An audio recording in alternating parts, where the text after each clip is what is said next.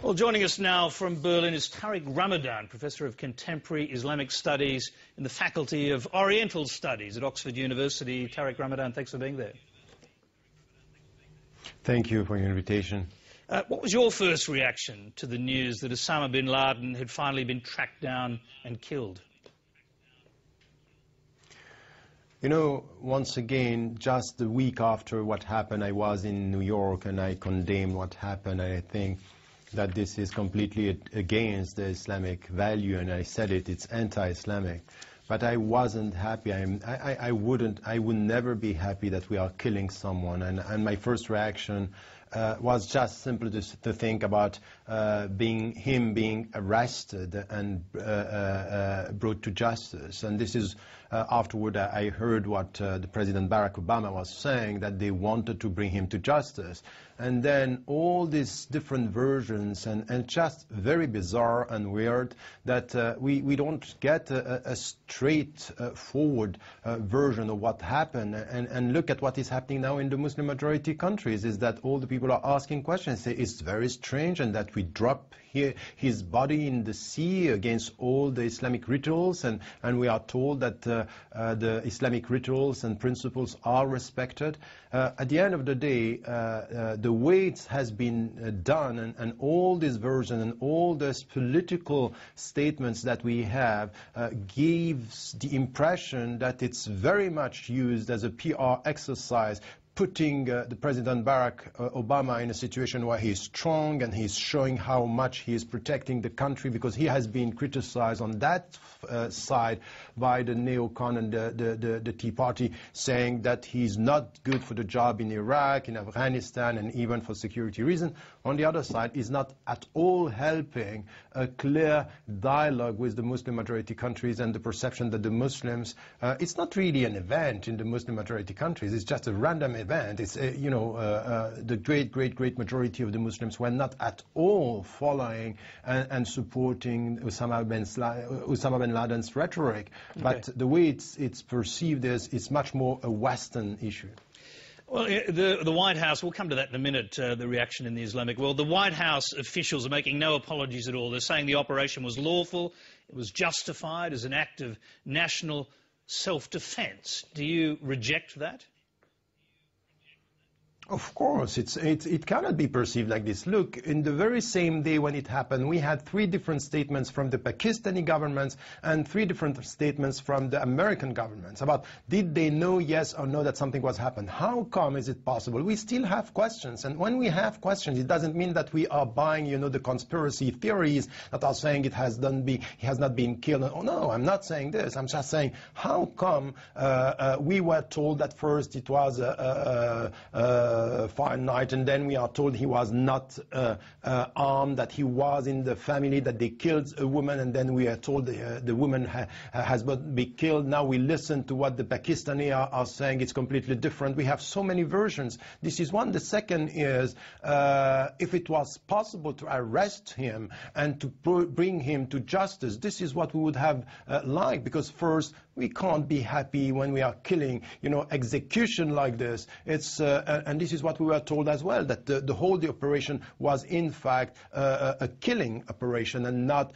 to arrest him as we were told first. So I think that lawful is disputable, clear it's completely unclear, and at the end of the day, the perception is, and with your just your last program now, the clip that we had on what is happening in New York, it's as if now it's a celebration to show the unity and the patriotism in the States. I think that as much as I was against anything that was coming from violent extremism and what was done by Al-Qaeda throughout the world, and as the President Barack Obama said, they killed much more Muslims than Westerners around the world, I was against this. But the way it's done, the way it's presented, the way now it's just presented and in fact used within the States as something which has to do with domestic policy and helping the president to get people support, All right. I think that's not the right way. Well, I understand the point you're making, but let's talk about the principle of whether it's legitimate to actually kill an enemy that's been responsible for such egregious acts of terror as the September 11 attacks, which were also defined as acts of war. Is it not reasonable for a country, as a matter of self-defence, to seek out and to destroy the perpetrators of a crime, an act of war like that? No, but you have rules. Even the Nazi, the way they were brought to justice, you have to bring people to justice. So if, for example, between August till today in May, all these months of knowing that he was there and preparing all things, the first was to go for trying to arrest him, not to kill him. So you kill someone when you have no other choice, not the way it was said to us. First, he was armed, and then we know that he wasn't. And we killed, first it was called that even he took a woman as a shell for him to be protected, and this was wrong. I think that if you have the choice, if you can avoid killing people and killing even the worst of human beings, you have to bring people to justice. We need to listen to them. They have the right to be tried, and then we also have the right to listen to what they have to say, and then they are going to be judged, and they have to be judged. We can't just kill people like this. And well, remember, that is an interesting question. If I can just interrupt you there for a moment. It's an interesting question because if bin Laden had been killed in an aeroplane, if he'd been shot down by US jet fighters, or if he'd been killed by a missile fired from a drone while he was driving down the street, you probably wouldn't have the same reaction. Is it the fact that it was US military personnel, a hit squad, sent in to kill him, that's motivating your annoyance here more than that? Because had he been killed in one of those other ways, you probably wouldn't be quibbling. It depends. No, you know, if you have the choice and you can avoid killing the people. By the way, how many people, or maybe innocent people around him, were killed? If you have the choice and you can just locate someone and try to avoid killing him, you avoid killing him and you bring people to justice. And what is said now with all these versions, once again, what we have in the Muslim majority countries is all this conspiracy theory. He was not killed, and they didn't want to listen to him because he might have said things that were against the Americans who supported him years ago. I think that you have to avoid all this. And now this discussion within the Bush administration that can we or should we show the pictures, just strange. It's very bizarre that to have this kind of discussion. And the only images that we got is the President Barack Obama watching closely about what was happening as a president, knowing exactly in the secret of his cabinet what is going on there. I think that 7 months to prepare something like this, and this is what we get out of it. Is it not strange for you? It's strange for me. And I agree with you. There are many strange elements. Like to avoid. There are many strange elements to this. But are you suggesting you would have rather seen the pictures? You would have rather these gruesome pictures be released to the public with the potential that they would be, with the potential they'd be used as propaganda tools by Al Qaeda? No, I think that, you know, to see the picture is not now. It might be that they have to do something for the people to know that it was bin Laden. Something should be done. I'm not for showing the pictures in this way. This is not good. And what the President Barack Obama is saying, it's not us. I accept that. It's not the American values. But it's not the American values to go for summer execution like this. It's not right. It's not the right way to do things. And once again, there is clearly a misunderstanding between the Pakistani government and the American government, because what we got from the beginning is just unbelievable. Unbelievable. If the American administration wanted to send a confused message to the Muslims around the world and to all the citizens and just to create, you know, discussions and suspicions, they wouldn't have done it in another way. Well, you talked earlier about the conspiracy theories which have been driven throughout the Muslim world by people who say September 11 didn't really happen, or it didn't happen in the way didn't happen in the way that everyone in the United States and the West generally accepts that it did. Do you accept the evidence that Osama bin Laden, at the top of the chain of command of Al Qaeda, ordered the September 11 massacre in New York and in point of fact many other terror attacks around the world as well? Yeah. Yes, I accept that. I don't have a problem, you know, between the conspiracy theory on one side and everything it should be clear on the other side. In between, still, there are lots of questions. There was no independent, you know, inquiry about what happened, and still now there are questions to be raised. And the first questions that we have is about what happened 2 days ago. So I think that we should can I just interrupt you there? We'll just stick with conspiracy September 11 theories. for a moment, because are you saying there are still questions about what happened there? Because you were quite equivocal about this 10 years ago when you were first asked about it. You said perhaps bin Laden is a useful bugbear like Saddam Hussein. What did you mean by that?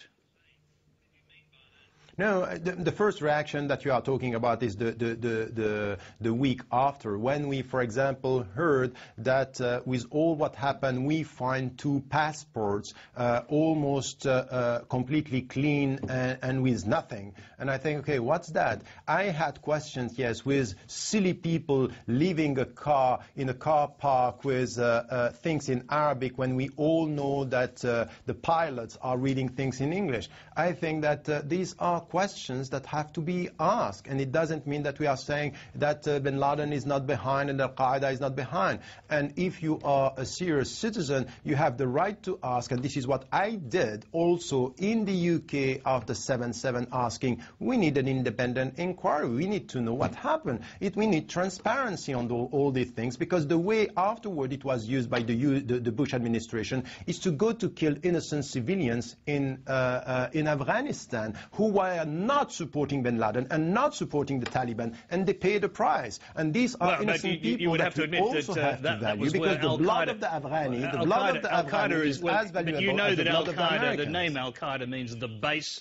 The base was in Afghanistan. That's where they were. That's where the September 11 attacks were plotted, and it was done so in we don't know. Who knows about that? You don't know about that. Is that Who what you're knows saying? about that? We were told, no, nobody knows, even the Americans. And I met people from the State Department, and I met people from security services and intelligence, even in Europe. They said they were, and we don't know where they are. So after this, it's just, you can't kill Afghani civilians because you think that someone is hiding in Afghanistan. You can't do that. Even more if 10 years ago, 10 years before, you were supporting him. You need to just to value the blood of the people. I'm sorry to tell you, and we have to listen to this. More Muslims have been killed. I'm sorry to be interrupting you, because more Muslims have been killed by the violent extremists, killing innocent Muslims in Muslim-majority countries. But we also have to be very clear on what was done afterward, and I think that it's clear that what was done in Afghanistan and then in Iraq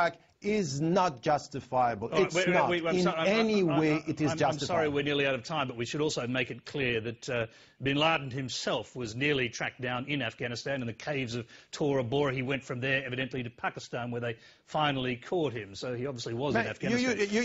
You are adding hypothesis to hypothesis, because we were told from the very beginning, we don't know where he was. And how can you explain yourself today that he was not so far from Islamabad for 5 years, and the Americans and the Pakistani people not knowing about it? These are questions we are legitimate to ask these questions, and to say, look, at the end of the day, if you can protect the life of a suspect, you need to bring him to justice and to ask him. I think that this is the simple things. And now if you want to listen to the Muslims around the world, they are against, and they were never buying bin Laden's rhetoric. The great majority of the Muslims are supporting what is happening now in what we call the Arab Spring. Is revolution for justice, dignity, democracy and freedom. These are the Muslims, and the great majority of the Muslims. But the great majority of the Muslims as well are asking the American administration to stick to its values. And when you value the justice, you bring people to justice. You don't go for killing people in such a way. Tariq Ramadan, we thank you for coming to join us. I'm afraid we're out of time. We could talk about this for a lot longer, clearly, but we'll have to come back and finish this conversation another time. Thank you.